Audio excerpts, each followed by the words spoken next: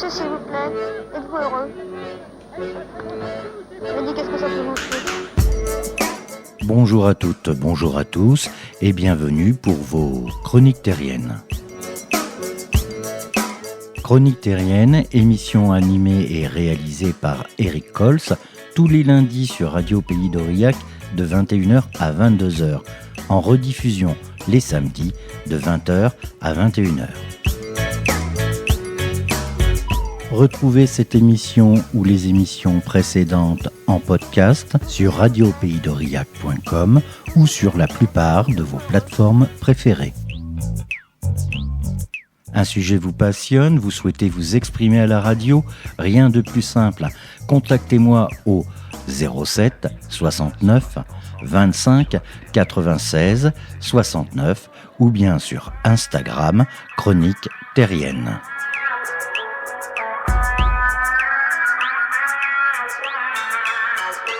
Le 8 mai dernier, j'ai eu le plaisir de recevoir Elena Ronet, plus connue pour son rôle en tant que James Bond Girl et qui pourtant a beaucoup plus à nous raconter.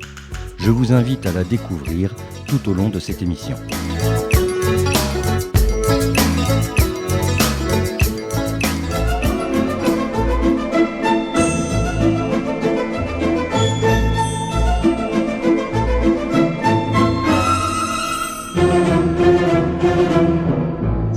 Elena Ronet, bonjour. Bonjour. Et bienvenue dans notre émission Chroniques Terriennes et plus particulièrement sur l'antenne de Radio Pays d'Aurillac. Alors, Elena, en quelques mots, qui es-tu? Qui je suis? Je suis une actrice de cinéma américaine qui a tourné beaucoup en Italie, en Suisse, un peu en Amérique. Et en même temps, je suis aussi la fille d'une maman qui est une rescapée de Auschwitz-Birkenau qui je voudrais honorer aujourd'hui. Alors effectivement, nous allons parler d'elle tout au long de cette émission. Tu es aussi romancière. Je suis aussi romancière, oui. C'est pas rien quand même. Oui, oui. Alors, tu es quelqu'un qui parle plusieurs langues? Oui, je parle à peu près 5 langues, mais je parle beaucoup de langues parce que j'ai vécu dans beaucoup de pays. Et quand on est très jeune et on passe quelques années dans chaque pays, automatiquement, ça devient second nature, comme on dit en anglais. Oui, une deuxième nature, et puis c'est nécessaire aussi. Oui. Alors, c'est ta vie qui a fait que tu t'es déplacé, ce qui est arrivé dans ta vie, mais aussi un peu ce qui est arrivé à ta maman, l'histoire de ta famille, oui. Et ça c'est fondamental. Alors, qui était Laura Rusk, ta mère? Ma mère était une jeune dame polonaise qui a 17 ans, en train de finir ses études collégiennes pour continuer des études plus élevées, rêvait d'aller à la Sorbonne. Joli rêve. Joli rêve. Et c'était possible, en fait. Ils ont fait des démarches. Mais en 1939, septembre 1939, les Allemands ont envahi la Pologne. Et ces rêves, en 24 heures, sont devenus un cauchemar. Oui, on est passé de la belle vie, d'un futur rêvé, idéalisé, à d'un coup, fini, plus rien. Oui. Alors, est-ce que tu peux nous expliquer comment ça s'est passé pour ta mère au début? Elle n'a pas été tout de suite dans des camps, ça a été progressif la concentration en Pologne. Oui, non, ça veut dire oui, entre 1939 et 1942, ils habitaient dans leur maison, les Juifs, ma mère, dans sa famille, ils étaient dans leur maison. Mais à partir de, même avant, je dirais, 41, déjà, les Allemands, les nazis, ont commencé déjà à construire des ghettos pour rassembler tous les peuples juifs dans une coin. Alors, ma mère a vu devant ses yeux des persécutions, des situations atroces, comme pendaison. Et chaque jour, quelqu'un était pendu. Parce qu'il avait volé du pain, parce qu'il a amené de la nourriture à sa famille qu'il ne fallait pas. Pour toutes les raisons au monde, ils ont torturé les Juifs au maximum. Ils ont demandé de rabbins nettoyer le rue où il y avait ramassé des cadavres qui étaient déjà jetés dans la rue et brûlés pendant les semaines. Nettoyer les saletés des chevaux, c'était humiliation. Il y avait de la famine. Et après, il y avait le déménagement dans les quartiers des ghettos, qui était encore pire, parce que des familles entières étaient mises dans une chambre, dans un appartement de 3-4 pièces. Il y avait 3 pièces qui étaient occupées par des membres de famille qui avaient 2-3 membres, ou 4 membres. Alors déjà, côté travail, c'était très difficile. Procurer de la nourriture, c'était difficile. Vendre quelques bijoux pour échanger pour avoir du pain. Les gens sortaient le matin et ils ne savaient pas s'ils allaient rentrer chez eux le soir. Ils ne savaient pas qu'est-ce qui allait les attendre. D'accord. Alors ça, on va dire, c'est le début de la concentration avec les ghettos, les conditions de vie qui commencent à être difficiles. Oui. Et puis, il y a eu les camps de travail. Et il y avait les camps de travail. Et les camps de travail, après, ça a commencé vraiment, ils ont commencé à ramasser les gens. Alors, entre les ghettos, ils ont commencé vraiment s'intéresser d'envoyer toutes ces, éliminer. Parce que qu'est-ce qui était le programme allemand? C'était pour humilier et pour carrément usure. Ils ont voulu le descendre au minimum.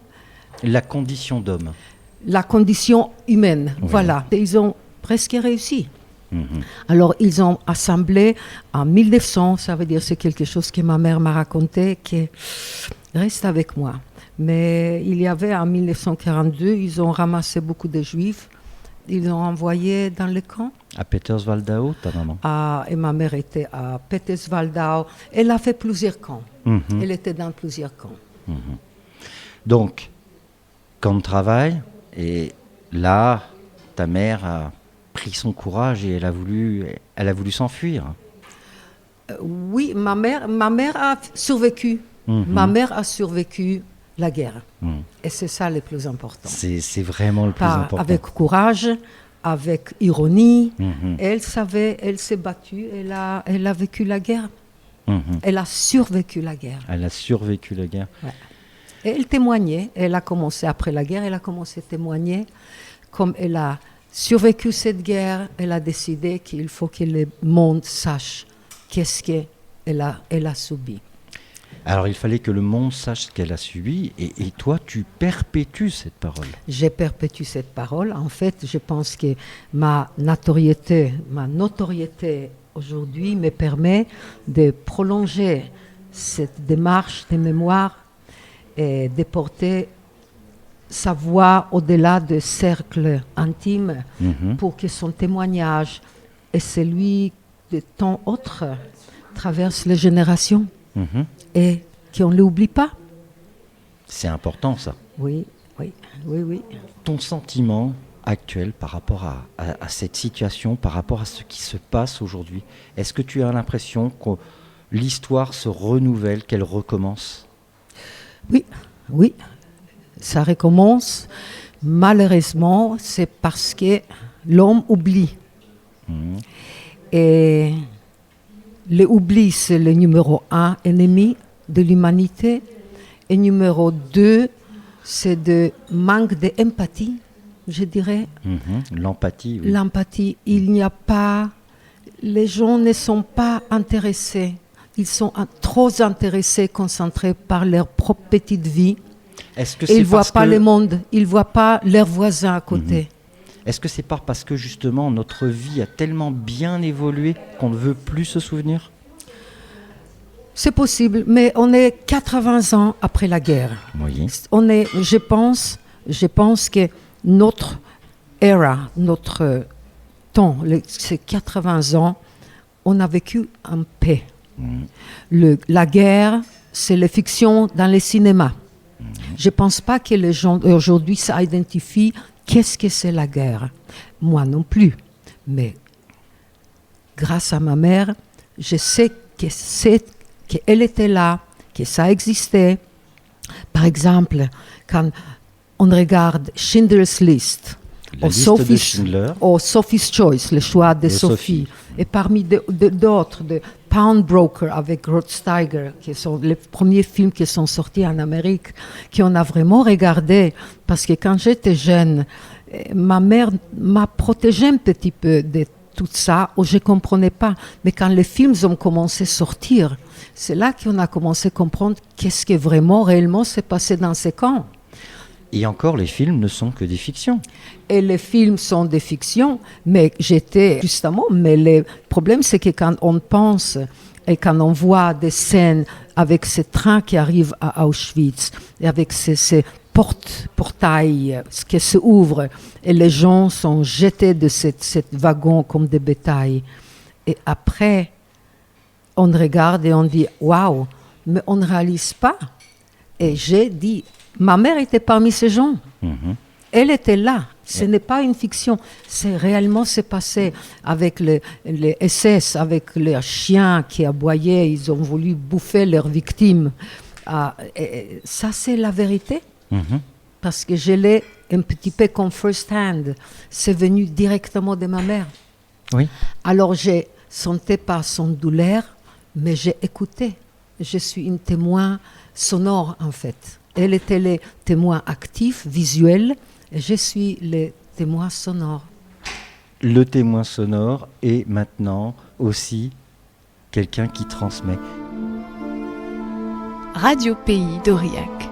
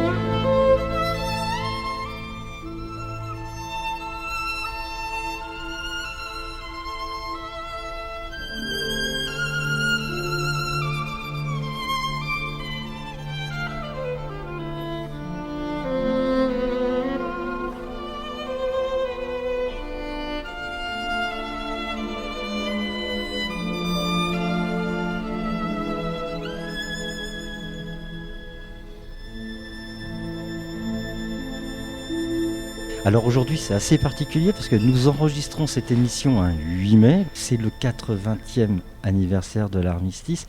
Et c'est quelque chose qui te touche? Ça me touche. Ça me touche énormément parce que c'est la fin du guerre, mais peut-être les jeunes, je ne sais pas comment ça se passe en France.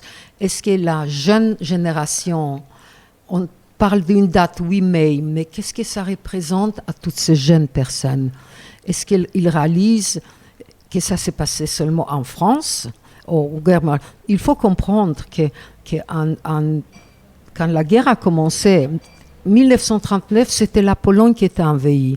Mais 1940, c'était toute l'Europe était envahie. Toute l'Europe, C'était la France, la Belgique, le Luxembourg, les Néderlandais, partout. Toute l'Europe était envahie. Et la Norvège. Il faut comprendre les dimensions de cette invasion. Et ça a touché toute l'Europe. Alors, 8 mai en France, le 4 juin en Italie, ou peut-être... mais tout ça se rapproche. Le mois de mai, juin, mai, ça c'était 1945, sont des dates clés de libération. Par exemple, libération de Auschwitz, Birkenau, était 27 janvier 1945, vous voyez? Le camp où ta mère Ma a mère terminé. était libérée. Ouais. Oui, Enfin, oui, elle en fut libérée. Oui, alors et c'est le dernier camp où elle a été. Oui, exactement. Et par exemple, alors il y a, mais aussi ce n'est pas seulement l'armée rouge qui a libéré une partie des camps, parce que j'ai fouillé savoir jusqu'à où. Après, il y avait l'armée américaine qui a libéré beaucoup de camps. Et après, il y avait une armée britannique qui a libéré. Alors en fait, it was really a joint venture. Mais la chose la plus intéressante, c'est que j'ai regardé, parce que là maintenant je suis dans le Cantal et je découvre ce pays merveilleux. Et je dois dire, c'est impressionné entre ce vin qu'on boit chaque jour et ce magnifique fromage qui me fait grossir, mais il est extraordinaire.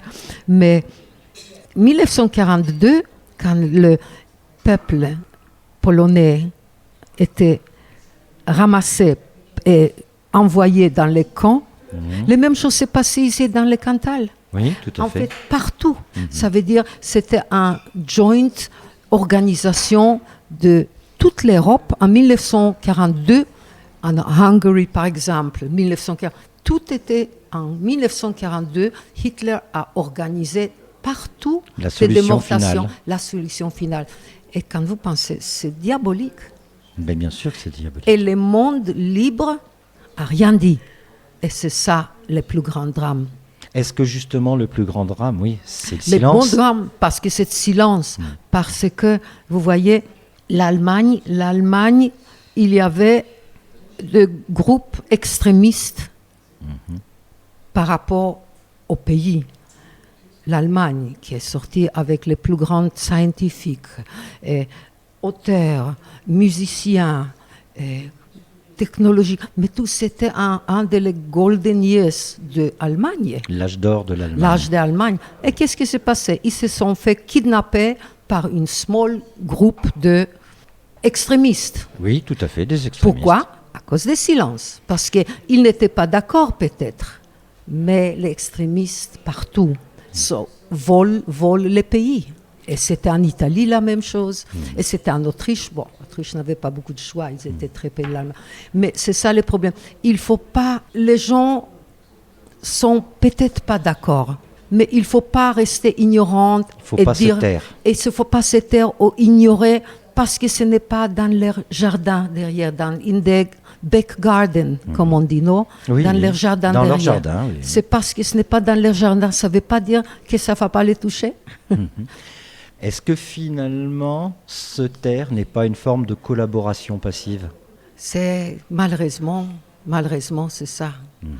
Les gens se sont, they just laid back. Laid back, oui, allongé. Allongé. Voilà. Mais c'est parce que pendant 80 ans, il n'y avait pas de guerre. Oui, c'est ça. Il y a des autres problèmes. Il y a des problèmes de Économique. inflation économique, peut-être gouvernementale. People ne sont pas contents pour toutes les raisons au monde. Mais c'est toujours dans le contexte de la paix. Tout à fait. Alors, on va revenir un petit peu sur le parcours de ta maman, parce que tout ce qu'on vient de dire est très intéressant, parce que ça prouve que il faut en parler. Il faut en parler. Ouais. Alors, ta mère s'échappe d'un camp, et puis elle est reprise. On lui propose un choix difficile. Ouais. Et elle a choisi à sa façon de résister.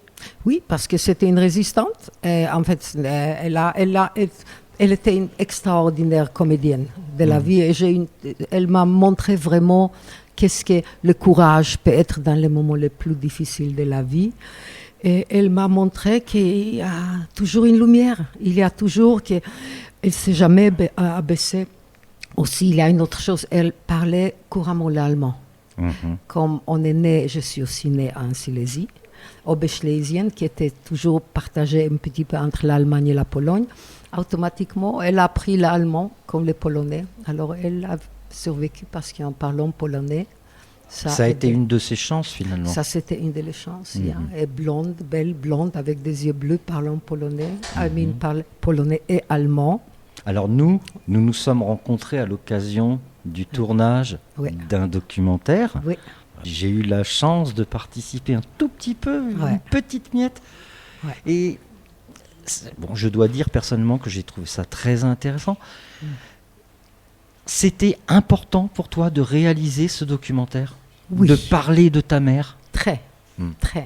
Parce que pendant ma chère mère est partie ces 3 ans, elle était tout, comme on dit, shy of 100. Elle était presque 100 ans. J'étais à côté d'elle jusqu'à ces derniers jours, que je suis finalement très content. J'ai tout abandonné pour vraiment m'occuper d'elle. Et je pense que c'était la chose juste à faire. J'ai réalisé ce documentaire avec des aides de merveilleuses personnes avec qui je travaille, qui s'appelle « De l'ombre à la lumière ». Destin des femmes. C'est vraiment en mémoire de ma mère, qu'elle a tellement voulu qu'on parle de sa survie parce qu'elle était vraiment incroyable. Et ce documentaire va les montrer à la lumière qui était ma mère. Mais aussi, ça c'est l'ombre. Et j'ai vécu pendant beaucoup d'années dans cette ombre de ma mère, pas mon ombre. Parce que mon ombre, j'avais une enfance normale, très mouvementée, beaucoup de pays. Vous imaginez commencer les premiers 6 mois en école et terminer l'autre 6 mois dans une autre école et apprendre les 2 langues. Et ça, c'était ma vie. Mes examens, j'ai étudié dans un avion pour passer l'examen à la fin de l'année. Alors, je ne peux pas me plaindre. C'était une enfance très mouvementée, mais très intéressante. Très riche. Et très riche. Alors, je ne peux pas me plaindre, mais cette ombre m'a donné une énorme tristesse. Parce que, vous voyez, la personne, votre idéal, votre maman, la personne la plus chère qu'on a, maman, papa, mais qui a passé une telle souffrance. Et elle n'a jamais vraiment se plaigné. Seulement que quand elle me racontait son histoire, c'était toujours très calme, jamais de drame, jamais d'accusations. Elle racontait dans cette monotonie quelque chose comme si ça se passait à quelqu'un d'autre, pas à elle. Parce qu'en regardant après tous les films qu'on a regardés, que j'ai pleuré terriblement, elle était assise sans aucune expression et elle se demandait: est-ce que j'ai vraiment passé tout ça? Est-ce que c'est pas un peu normal aussi? Est-ce que c'était pas nécessaire pour elle de se protéger? Absolument. Elle a construit un mur. J'ai voulu le pénétrer. J'ai voulu parler avec des amis psychologues ou psychiatres, mais elle montrait aucun signe de rien. C'était quelqu'un très, très, très bien dans sa peau, sauf pendant des prières de Nouvelle Année, notre nouvelle année juive, des moments au Yom Kippour, par exemple, notre Holy, le plus sacré des jours de l'année. Quand on faisait des prières, je voyais, il y avait des larmes, il y avait, pas des larmes, il y avait cette émotion énorme, parce que ça, vraiment, tout son être tremblait. Et on ne peut rien faire. Alors ça, c'est l'ombre. Et Alors- maintenant, tu la portes vers la Et lumière. maintenant, je les porte à la lumière. Mais ça ne m'a pas arrêté. Garder mon joie de vivre, mon excitement, mon enthousiasme pour faire des choses. Et la preuve, à partir de 19 ans, il y avait une chose extraordinaire, comme on voyageait beaucoup. Et en 1969, en Suisse, elle a rencontré des gens intéressants, parce qu'elle était très belle, très cultivée. Elle a rencontré quelqu'un qui m'a parlé après, le soir à l'hôtel. Elle m'a dit, ah, tu sais, il y a quelqu'un d'une agence à Rome qui veut t'inviter pour un screen test. J'ai dit, ah, waouh, Alors, super. Screen Test, c'est un peu, on va dire, une audition. Une audition filmée. Voilà. Alors, elle a dit, mais j'ai dit, bien sûr, tu ne peux pas parce que tu es toujours étudiante, tu dois finir tes études. Mais après, je viendrai avec toi à Rome. J'ai dit, non, hors question, maman. J'ai plus de 18 ans, j'ai fait mes propres décisions. Alors, je suis allée à Rome, j'ai fait les tests. Tu avais du caractère aussi. Yeah, mais, il faut quand même. The apple doesn't fall far from the tree, non? Tout à fait. La pomme ne tombe jamais bien loin de l'arbre. Voilà. Alors je suis allée à Rome, j'ai fait les screen tests, les tests. Je me suis arrêtée à Londres en route pour l'Amérique. Et là, j'ai rencontré quelqu'un qui m'a fait connaître, qui m'a dit qu'il y a une édition pour les derniers James Bond films qui se clôture dans les 24 heures. Je suis allée à Pinewood Studios dehors de Londres. J'ai fait mon test. On m'a invité pour aller rencontrer Harry Saltzman, le producteur. Je l'avais rencontré et je pense que ça a duré une demi-heure. J'ai fini avec un contrat pour leur prochain film.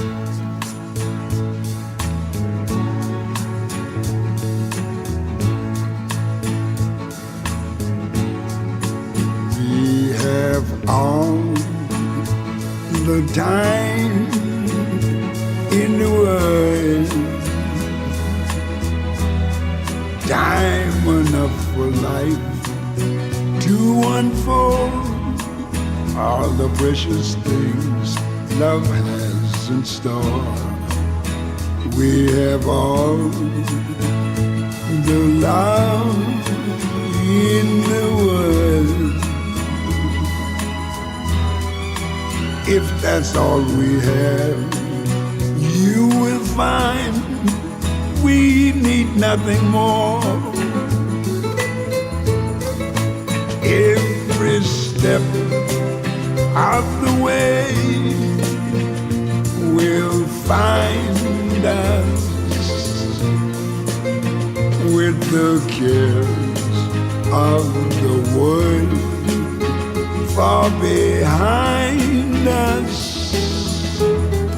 We have all the time in the world just for love, nothing more, nothing less, only love.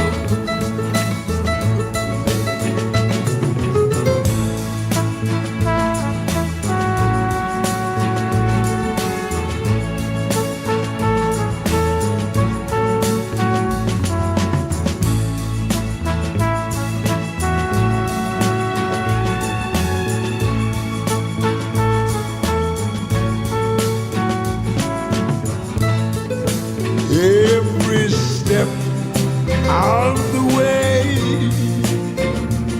will find us with the cares of the world far behind us. Yes, we have all the time in the world just for love, nothing more, nothing less, only love.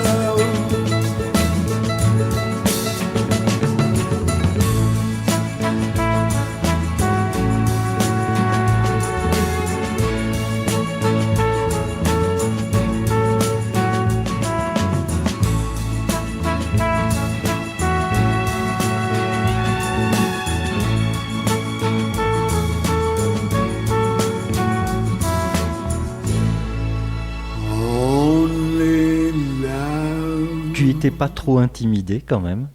J'étais stupéfiée, je ne pouvais pas croire, c'était surréel. Mais tout s'est passé si vite, je pouvais pas, je ne savais pas, mais je continuais parce que c'était une continuation de ma vie. Mhm. Et ta mère, elle Les l'a pris. changements. Ta mère, comment elle l'a pris, ta mère? Ah, elle était fière. Ah, d'abord, au début, elle était fière, elle ne pouvait pas croire. Mhm. Mais finalement, je suis allée. Alors, on m'a laissé partir pour fêter mes 20e anniversaire à New York. J'ai embrassé ma mère et j'ai pris l'avion pour Mürren, Suisse, où le film On Her Majesty's Secret Service, c'est au service Vice secret de Sa Majesté. Majesté. Voilà, très bien. Et je suis arrivée à Mürren avec le premier rôle, être le James Bond girl. Ça, c'est quand même quelque chose de grandiose. Grandiose. Mais c'était magnifique, mais tu sais, à 20 ans, je ne réalise pas l'ampleur, qu'est-ce que ça veut dire. Mais aujourd'hui, 50 ans après, où j'y vais, j'ai déjà écrit un livre, j'ai été publié par Hachette, j'ai fait plein de choses intéressantes. Mais l'unique chose que les gens se souviennent, c'est qu'ils étaient assis à cause de James Bond Girl. C'est normal. C'est une carte de visite extraordinaire. Ah bah, ça doit ouvrir quelques portes. Ça ouvre beaucoup de portes. Ça ouvre beaucoup de portes. Ça vaut Et la puis, peine.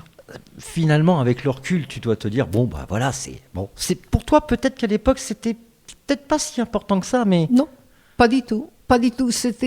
Mais je dois dire que, comme les arts, j'ai étudié les arts et tout ce qui était des langues, des arts, de peinture, ça m'a toujours intéressé. Alors j'étais déjà assez avancée là. Et aussi, pendant le temps que j'ai étudié à l'université, chaque fois qu'il y avait une vacance ou une break ou même le fin de la semaine, j'ai allé à Los Angeles, j'ai allé à Manhattan et j'ai pris des cours d'art dramatique chez Stella Adler Dramatic Academy. Alors, en faisant des tests... Grande dame. C'était une grande dame. Elle Stella Adler et Lee Strasberg étaient les fondateurs de Actors Studio. Après, ils se sont divisés, chacun avait son propre technique. Mais alors, j'étais préparée pour tout ça. Si ça venait, et c'est venu. Je dois dire, je devais pas me trop battre pour le James Bond le rôle parce que il paraît que j'étais très très belle. Tu l'es toujours. Merci. Mais j'étais aussi extrêmement innocent. Je ne venais pas de ce monde artistique où une mère pouvait me pousser, comme il y a beaucoup de comédiennes avec les mères ou les parents qui les poussent. Je n'étais pas. Je n'étais pas. Personne ne m'a dit ça s'est passé comme ça. Alors j'ai fait les James Bond films. J'ai voulu retourner en Amérique.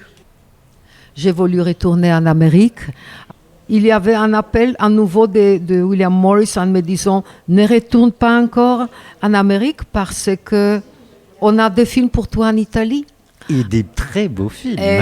Mais ça, c'était déjà fin de l'année 68. 68, d'accord. Parce qu'on a terminé une semaine avant Noël 68. Alors, je me préparais pour retourner 1er janvier 69 en Amérique. Mais j'ai commencé 2 films à Rome le 2 janvier. Alors, j'ai travaillé sur un film de Mario Monicelli, un metteur en scène assez renommé, qui s'appelait To, la grammaire est morte. En italien, To è morta la nonna. J'ai appris l'italien très vite. En 6 mois, j'ai appris l'italien parce que j'ai voulu me doubler toute seule. Alors, le film était un petit peu un flop, si on peut dire. Ce n'était pas un succès parce qu'en Italie, il ne faut pas rigoler avec les morts. Et c'était une drame, comédie, un peu ironique. Il a eu du succès un peu plus tard. Oui, mais c'était, je pense, l'unique film de Mario Monicelli vraiment qui n'a pas eu l'honneur qu'il devait avoir. Après, en même temps, j'ai tourné un film à être la fiancée de Graziano Messina, de Carlo Lizzani, qui s'appelait Barbagia, banditi à Sardaigne, où je joue la fiancée de cette bandit, un homme qui était voulu aider les pauvres en prenant de riches. C'est une autre Garibaldi, si vous voulez, qui finalement des choses ont mal tourné. Il y avait trop de cadavres et finalement il a fini en prison. Et quand notre film est sorti, en même temps, Graziano Messina est sorti de prison. Alors ça a été bien coordonné. Après ça, j'ai tourné un film avec Vittorio Gassman, qui est mon favori de tous les acteurs. Il est de présence extraordinaire, qui s'appelait Il Divorzio. Là, je joue sa jeune compagnon. Et bien sûr, en Italie, il n'y avait pas de divorce. Et toutes les hommes faisaient la queue dans le courthouses, ça veut dire... comment s'appelle courthouse? Ça veut dire pour les divorces, c'est des tribunaux, dans les tribunaux. Oui, parce que le divorce venait juste d'être légalisé. Il était légalisé en 1970, exactement quand notre film est sorti. Alors il y avait des centaines d'hommes qui faisaient la queue pour avoir ces divorces. Finalement, c'est libéré. Alors, c'était un succès, je dirais.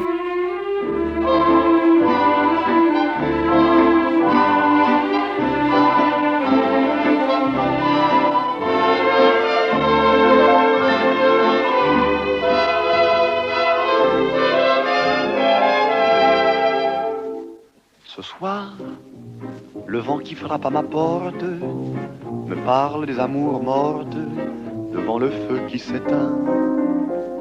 Ce soir, c'est une chanson d'automne dans la maison qui frissonne et je pense aux jours lointains. Que reste-t-il de nos amours? Que reste-t-il de ces beaux jours? Une photo, vieille photo de ma jeunesse. Que reste-t-il des billets doux, des mois d'avril, des rendez-vous? Un souvenir qui me poursuit sans cesse. Bonheur fané, cheveux au vent, baisers volés, rêves mouvants. Que reste-t-il de tout cela? Dites-le-moi.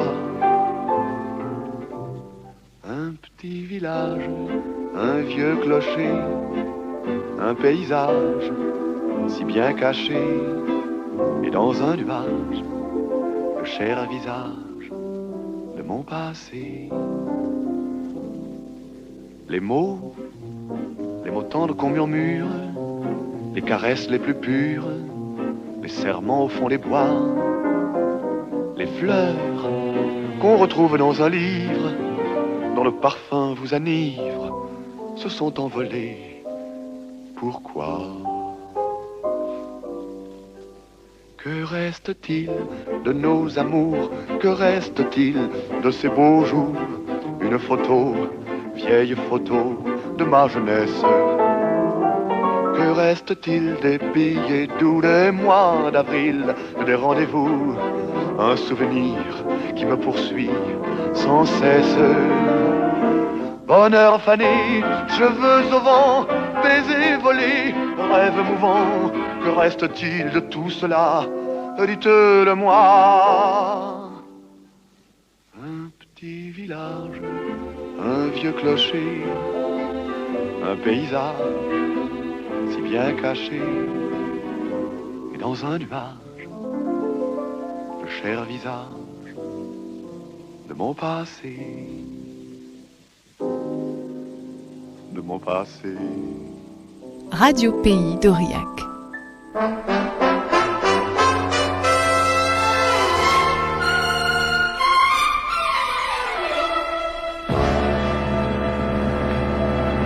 Io di notte sono qui.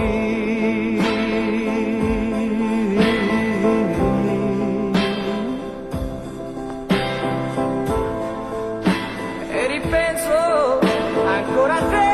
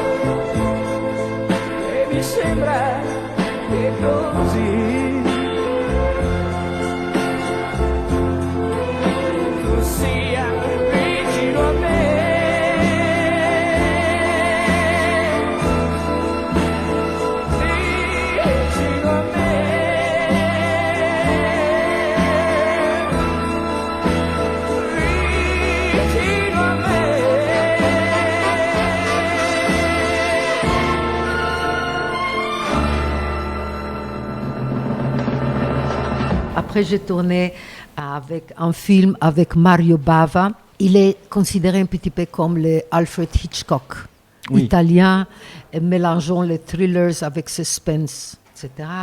On est des couples qui arrivent dans une île et plein de mystères. Finalement, on finit tous morts. Alors, c'est un peu tragique pour nous tous. Après, j'ai travaillé sur un film qui s'appelait Pensando a te. Et c'est un musical, pour changer quelque chose de magnifique, avec Albano et Romina Power. Qu'on connaît quand même pour leurs chansons. J'ai paralysé quand je l'ai raconté. J'ai dit, vous savez, j'ai fait un film avec cet acteur Albano. Ils m'ont dit ici en France, Albano, tu as joué avec Albano? J'ai dit, mais pourquoi? Il dit, mais il est très connu en France par Felicita, il a plein de grandes choses. Mais notre chanson, j'oublie maintenant le nom, a fait un grand succès et c'était en 1969. Mais le plus important de tout, le plus important, elle était un des derniers, c'était La Terrazza, en coproduction franco-italienne de Ettore Scola, qui est un grand.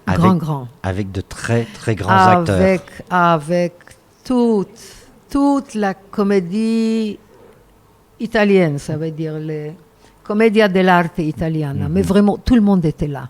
Et pour moi, c'était un grand honneur. Il y avait Gassman à nouveau, Vittorio Gassman, Marcello Mastroianni, Ugo Tognazzi, Serge Reggiani, Jean-Louis Trintignant, Marie Trintignant, qui était très jeune dans ce film, Carla Gravina, Stefania Sandrelli. Ouf. Il n'y avait que de grands. Hein. Il n'y avait que de grands. Et on a gagné un prix en 1980 pour le meilleur scénario. Et Carla Gravina comme meilleure comédienne. Mais honnêtement, comment est-ce qu'on ne donne pas un prix quand vous avez un tel grandeur sur l'écran? Alors, c'était une belle expérience. Alors, ta maman, elle l'a vécu comment, ça, ta mère? Ma mère, intéressant, quand j'ai commencé à tourner le James Bond film, après, je suis restée en Italie, je ne suis jamais retournée en Amérique. J'ai fini mes études par correspondance parce qu'il fallait avoir un diplôme quand même. Mais elle était seule à New York. Et quand je parlais avec elle au téléphone, j'ai vu cette tristesse, j'ai vu qu'elle se sentait abandonnée. J'avais 20 ans. Je n'étais pas prêt encore pour cette grande lumière des cinémas et tous ces paparazzi qui me suivaient parce que je n'avais pas l'habitude. C'était presque gênant. Je ne savais pas quoi faire. Alors j'ai dit, maman, viens, joins-moi parce que j'ai vu une vie tellement extraordinaire. Partage-la avec moi. Elle n'a pas entendu longtemps. Elle était là. Dans une semaine, elle a finalement arrivé avec toutes ses valises. Tu voulais lui faire partager une part de ta lumière? J'ai voulu carrément qu'elle partage ça, qu'elle vit et en partageant cette lumière et cette expérience, je pensais que peut-être je vais pouvoir lui effacer cette époque noire que Hitler l'avait volée. Ton papa aussi a vécu un peu cette époque. Mon père, loin des camps de concentration, mais il avait un autre discours, ça veut dire parcours. Il s'est échappé, carrément, il a traversé la rivière Bok avec milliers de garçons juifs qui n'ont pas voulu être déportés en 1939. Et ils ont traversé cette énorme rivière avec les 2-3 choses qu'ils pouvaient mettre sur leur tête. Et en arrivant sur les côtes russes, tout de suite, on l'avait demandé pour papier. Et comme ils n'avaient pas de papier, ils l'ont mis sur les camions et ils ont envoyé tous ces gens en Sibérie où il a passé quelques années. Mais quand la guerre a éclaté, ça veut dire a pris des proportions vers la fin, l'armée rouge avait besoin de jeunes combattants. Alors, ils ont fait tous les camps en Sibérie et mon père est devenu un officier d'un régiment d'infanterie qui s'appelle le Kostyushko Regiment. Et ensemble, avec l'armée russe, ils ont pénétré le 2 mai 1945 en Berlin et le Parlement est tombé. Et avec le Parlement qui est tombé, c'était la fin de la guerre. Ce que l'on disait tout à l'heure, encore une date différente pour la fin de cette guerre. Yeah.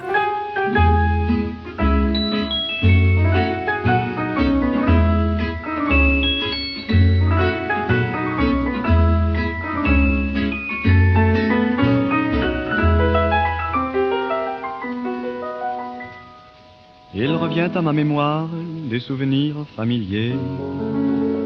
Je revois ma blouse noire lorsque j'étais écolier. Sur le chemin de l'école, je chantais à pleine voix des romances sans paroles, vieilles chansons d'autrefois. Douce France, cher pays de mon enfance, bercé de tendre insouciance, je t'ai gardé dans mon cœur. Mon village, au clocher, aux maisons sages, où les enfants de mon âge ont partagé mon bonheur. Oui, je t'aime, et je te donne ce poème. Oui, je t'aime, dans la joie ou la douleur. Douce France, cher pays de mon enfance, bercé de tendre insouciance, je t'ai gardé dans mon cœur.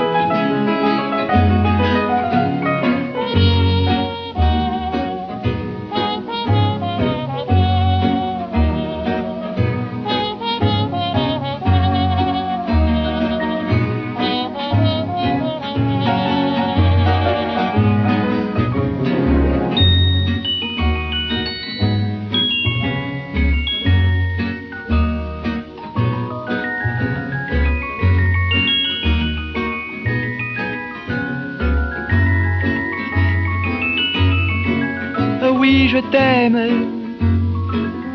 et je te donne ce poème. Oui, je t'aime, dans la joie ou la douleur.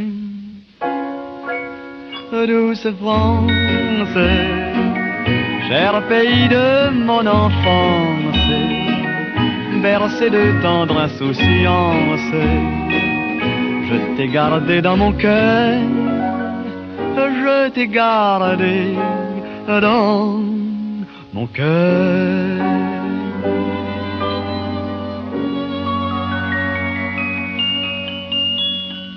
Alors en fait, deux parents, deux héros dans deux circonstances différentes.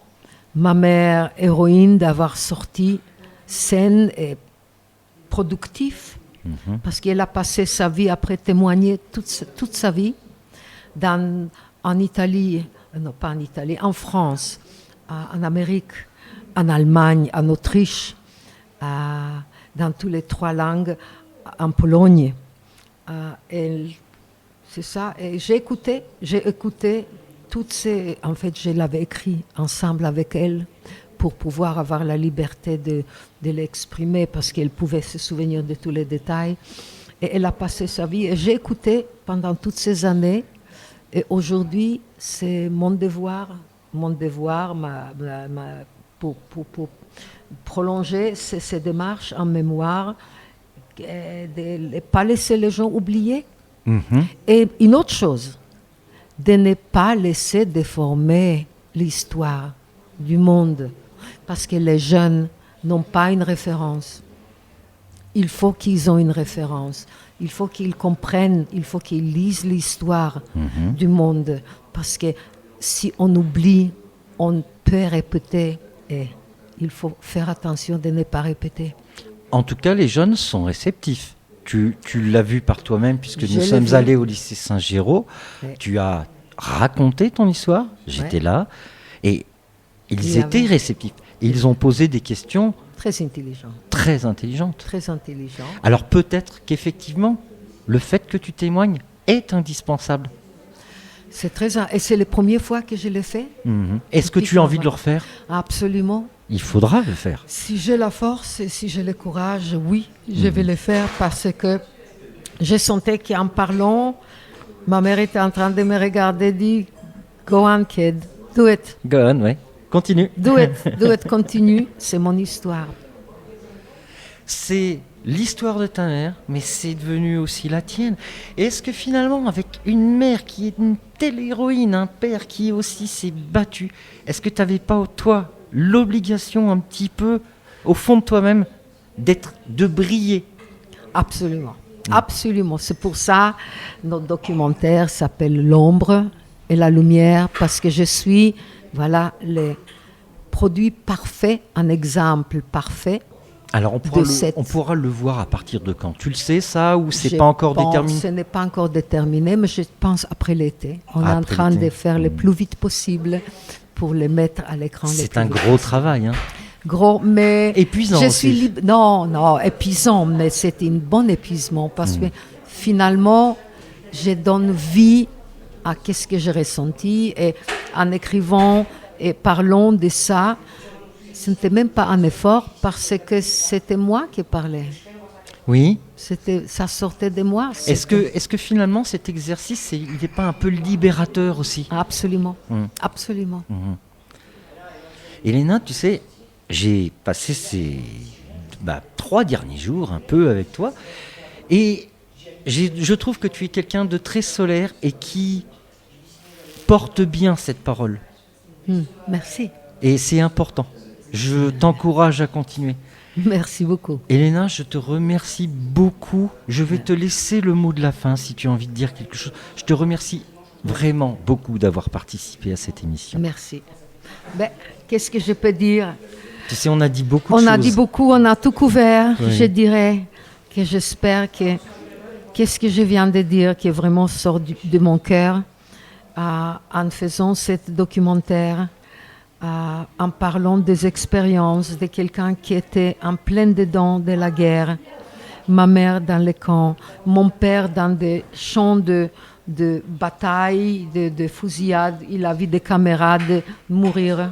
Il y avait tellement de victimes que le monde doit aussi savoir que aujourd'hui, le 8 mai ici, soi-disant, nous célébrons le monde célèbre la fin des combats, mais il ne faut pas oublier que cette guerre a engendré la destruction, les massacres, l'extermination de 6 millions de Juifs, la traque et l'élimination des résistants français qu'ils ont perdu tellement qu'ils ont perdu leur vie. Et derrière toute cette gloire, il y avait des souffrances, il y avait des tués, il y avait des vies brisées, des actes de cruauté inouïe. Et il faut transmettre cette mémoire de cette guerre parce que c'est notre responsabilité. Ça ne doit pas appartenir aux historiens. C'est notre histoire. C'est une affaire de chacun de nous, des souvenirs. C'est un devoir pour nous, pour l'humanité, de se souvenir. Et c'est d'une certaine façon aussi célébrer la vie à venir. Absolument. And I hope. J'espère que ce n'était pas trop lourd tout ça. Non, écoute, c'était à la fois joyeux et très agréable. Elena, à très bientôt, peut-être sur l'antenne de Radio Pays d'Aurillac. Merci. Au revoir. Au revoir.